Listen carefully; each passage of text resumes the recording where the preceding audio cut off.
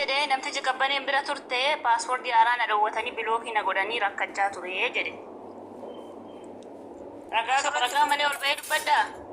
Asirratti yeroo tokko yeroo sanitti abdiin kuni namticha kana bilookii godhee paaspoortii haaraa dawwatee rakkachaa ture namichi sa'aatii sanitti jechuudha. Sa'aatii sanitti akkanatti fakkaatutti namtichi mana yaalaa geessetuma eegasii isaan achi baasanii mana yaalaa biraa geessan. Maaliifan kana si jedhee waraqata lamatu bahe. Waraqata tokko irratti sa'aatii 10 fi daqiiqaa waan ta'e jedha. Waraqata tokko irratti immoo sa'aatii 12 waan ta'e jedha. Maaliif reeffi hospitaala takkarra gara hospitaala qoy gaaffii reeffi takkarra sifu dhifama. Reeffi hospitaala takkarra gara reessifachuu barbaadaniif gara biraa geessan ka isaan waraqata duraa sana harkatti qabatanii waraqata kana waliin galchuuf kana godhan waan ishiin harkaan of hin ajjeefneef. Suni akka dhokatu. Okay, waraqaa sobaa ka jette amma reefu si gaafadhe jira gubboon hin jira biyya san keessa jennaan hin jiru naan jette. Gubboo osoo hin ta'in laala buletti keenya gubboo osoo hin ta'in mana yaalaa san qayyaranii bar mana yaalaa qayyaranii mana yaalaa biraa geessanii maallaqa isaaniitiin waraqaa barreessuu hin danda'u. Gubboo jechuudha akka gubboo moo waraqaa bareedu. Gubboo osoo ta'in immoo mana yaalaa gubboo osoo ta'in manuma yaalaa dura turte san keessatti maallaqa kaffalanii barreessisu ture. Awwalayyuu this is a big crime by the way. American case kan yelam. Yelam እንደዚህ ነገር ወላሂ ላዚም የለም አመ ጉቦ ጉዳይ አለ nama waraqaa sariyu ka katabe maallaqa guddaa kennaniif afaan kee cuufitini nuuf katabe akkas ara Dubai keessa gubboo guddaatu jira garuu dhoksaadha yoo heeratti beekame mana akka shaba waan beekanen gubboon 100% jira Dubai keessa qabanaa ara bannaafachu Sorry, Abba Manati, Abba Manati. Why? Jaldwati kudufe. Asjala wata kasinitima mani. Saa kudhanii kudha lama bakka jette sana jalduuni sa'aatii 12 jechuun saa 18 jechuu keeti. No sifan waraqata jedhurraa waraqata dura irratti barraa'ee irraa fi waraqata addisii midhaan irratti. Fuuldura dhufa isaanoo yoo ajjeefamanoo asaanti ani ati ijoollee biyya biraati fakkeenyaaf arsii ta'ee ani immoo ijoollee arsii siiquun qabamoo dhugaa dubbachuutti ijoollee wallaggaa siiquun qaba. Ijoollee wallaggaa tunaafuu qabu ijoollee biyya kiyyaatu isaantu waa'ee isaanii keessa beekan qajeela waa'ee kiyyaa siiquu qaba. Naafuu qaba sirriidha kun ammoo dhufee irratti na gargaara kun. Ishoo naa qabdee jirta bakka sanatti egaa amma mootii godhisi biraa dhaggeeffadhu waa siima. Waan ijoollee madaamaa callisiisetu jira. Wanti ijoollee mana madaamu callisiise jawwisaa, gammeen, geechi, taammeen, eebbaan guutuun kun ijoollee shawaati kan deemee haqni mucattii kanaa harka keenyaa fi harka waaqaa keessa jira dhugaan ishee. Mucattiin ofiin of ajjeestee jedhee nama 3,200 irratti kan amansiise ijoollee shawaati. Ijoollee tuulamaati. Intalli kun intala tuulamaati kan duuti.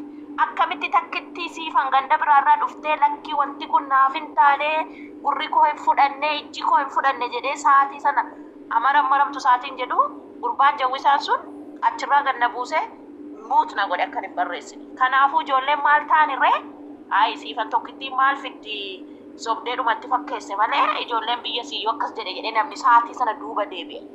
Angaruu duuba deebi'uu dhiise. Siigalee inni ammas immoo wantani woboforsitti nima jedhee haqni ishee yoo ba'uu baatellee jette. Mucatti kanaaf sagalee taanamnaam jette. Ilaa woboforsi hidduuna malee waan kanarratti hin tura malee hin urraa jette wobbombiin. Hin tura malee haqni qabballee ba'uu hin dhiisu. Wantan qabee qabaa qeeransaati an duuba deebi'uu hin jaalladhu itti dhukkubsadha itti du'a malee. Isinii galee garuu ammuma itti seenanii wanta seeraa kana akkamitti ji'a tokko keessa ba'uu dide akkamitti ji'a lama keessa ba'uu dideen kuni seeradha.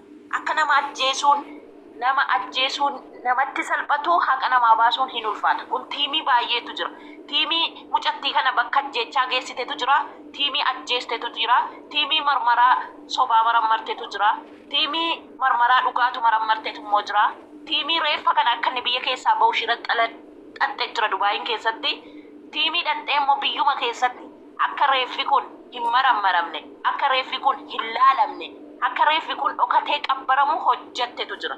Tiimii mo'achumatti reeffa kana dhoksitee achi mana yaalaa sana keessaa bolee keessaa baastetu jira. Tiimii 8 moo tiimii 7. Tiimii kana baasuuf immoo mootummaa guddaa barbaachisa, bakka guddaa bakka xiqqishuu kana miti bakka akkasii barbaachisa. Kanaafuu abdii hin kutatina.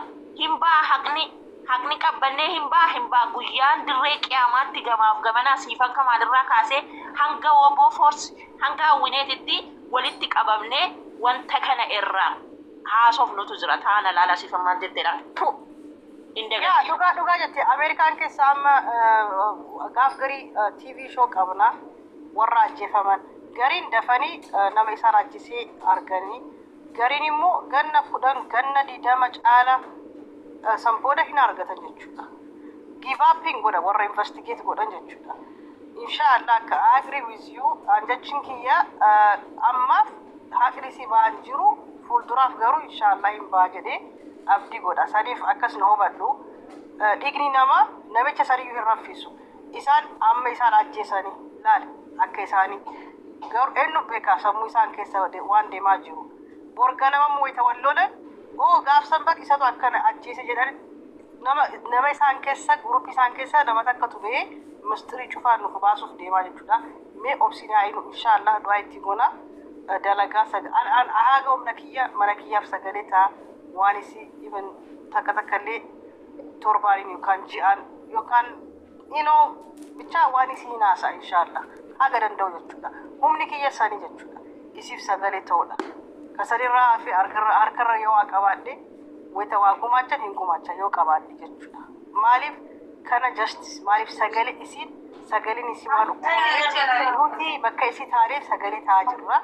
Ufin tuffatina ay aggressiifaan inshallah rabbi hin danda'a isatu humna nu caalaa qaba.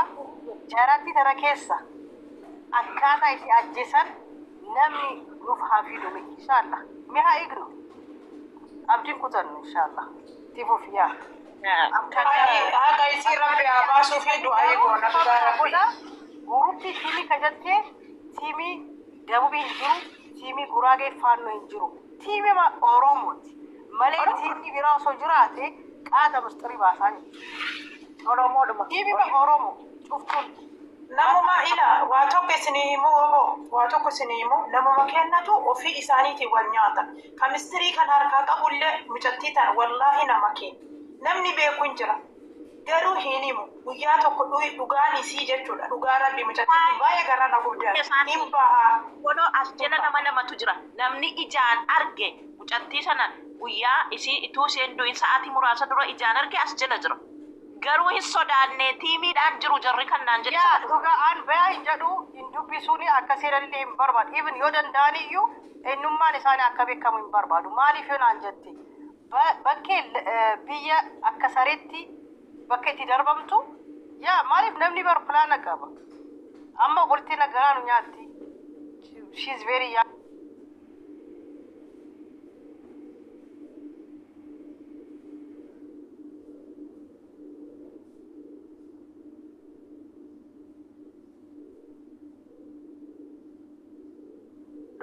Sifaan nama baay'ee namni beeku akkana jettanii nama trusting gooneef mistirii keessan sharing godhina. Maaliif nama isin share itti gootan warra san waliin deeme isin ajjeesisa. Isin qabisaallee miti. Isin dhukkaamsaatillee miti. Isin ajjeesisa.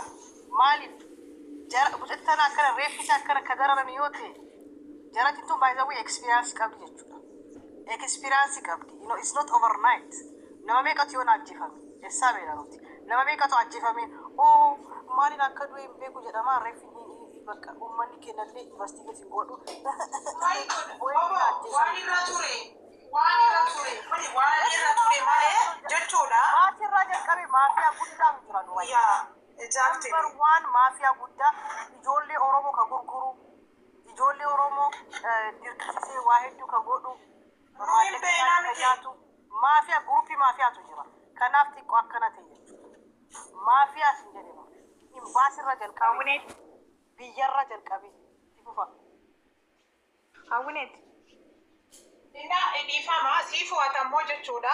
Gizee haasoitu yookaan ijoollee waa'ee isii keessa beektu karaa jalaatiin yookaan guruppii godhi waasaappiidhaan waan adda addaatiin malee asirratti waan dalagu hedduusan ol baastee hin himi. Okay? Maaliifiyyuu shira xaxaa jiran. Shira xaxaa jiranii shira sirratti xaxaa jiran. Ati goobaziidhaa jeenaa jabaadhu. Obboleettii qabna nullee obboleettii yookaan dhallee daa'ima akkanaa qabna waan nu mudatu hin beeku. Sini galaane. Saniifiyyuu. Sifaanii gaarii takka gaafata. Sifaan nama biyya san keessa jiru warra investigate godhan. Because heerri Jarmanii fi Ameerikaa xiqqoo waan wal fakkaatu ka biyya Arabaa hedduu beeku. Warra investigate godhu by chance isaan dubbisuu dandeetta yookaan poolisa yookaan nama hin beekaafi waan du'a namni itti du'u jechuudha. Carraa argattee dubbiftee moo dubbisuuf yaada qabda?